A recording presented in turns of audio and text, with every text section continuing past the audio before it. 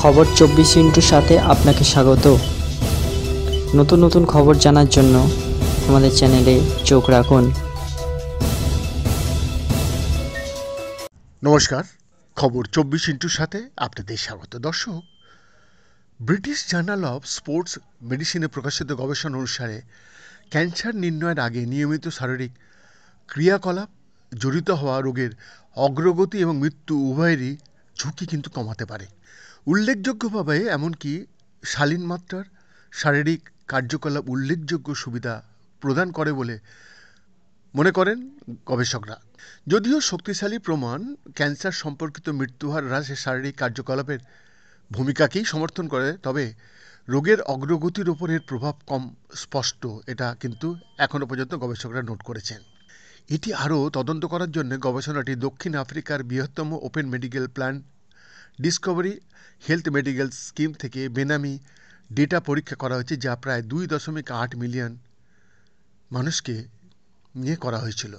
তথ্যটি জীবনীশক্তি স্বাস্থ্য প্রচার প্রোগ্রামের সাথে যুক্ত ছিল, যা স্বাস্থ্যকর আচরণকে উৎসাহিত করে। প্রোগ্রামে অংশগ্রহণকারীরা শারীরিক ক্রিয়াকলাপে জড়িত থাকার জন্য তাদেরকে মার্কস দেওয়া হচ্ছিল, যেমন কার্যকলাপ মনিটর দ্বারা ট্র্যাক করা ওয়ার্কআউট, জিম পরিদর্শন বা সংগঠিত ফিটনেস ইভেন্টে অংশগ্রহণ। কার্যকলাপের ধরন, ফ্রিকোয়েন্সি, সময়কাল এবং তীব্রতা রেকর্ড করা হয় এবং ব্যায়ামের সাপ্তাহিক কত মিনিট ব্যায়াম করলো সেটাও তথ্যটা রেখে দেওয়া হয়।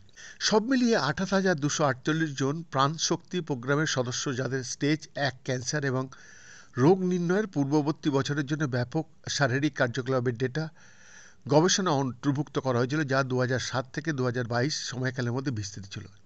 স্তন এবং প্রস্টেট ক্যান্সার ছিল সবচেয়ে সাধারণ ক্যান্সার, যার মধ্যে 44% রয়েছিল এই অধ্যয়নের মোট প্রার্থী। প্রাথমিক রোগ নির্ণয় এবং রোগের অগ্রগতি, মৃত্যু বা অধ্যয়ন থেকে বেরিয়ে যাওয়ার মধ্যে সময়ের দৈর্ঘ্য 1 মাস থেকে প্রায় 13 বছর পর্যন্ত।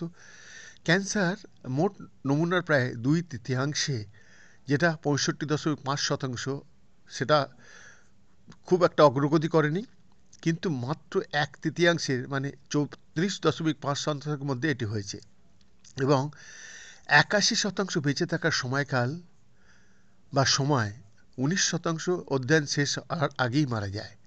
মৃত্যুর গড় সময় ছিল 20 মাস এবং অগ্রগতির গড় সময় ছিল 7 মাস।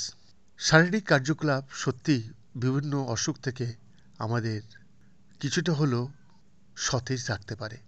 তাই আসুন না, আজকে আমরা শপথ নিই, যা কিছু কাজ আমরা করি না কেন, যে কোনো পেশায় থাকুন না কেন, সময় করে একটুখানি নিজের শরীরের দিকে তাকাবো আমরা সুস্থ থাকার জন্যে। বৈদ্যনাথ দাসের রিপোর্ট, খবর 24।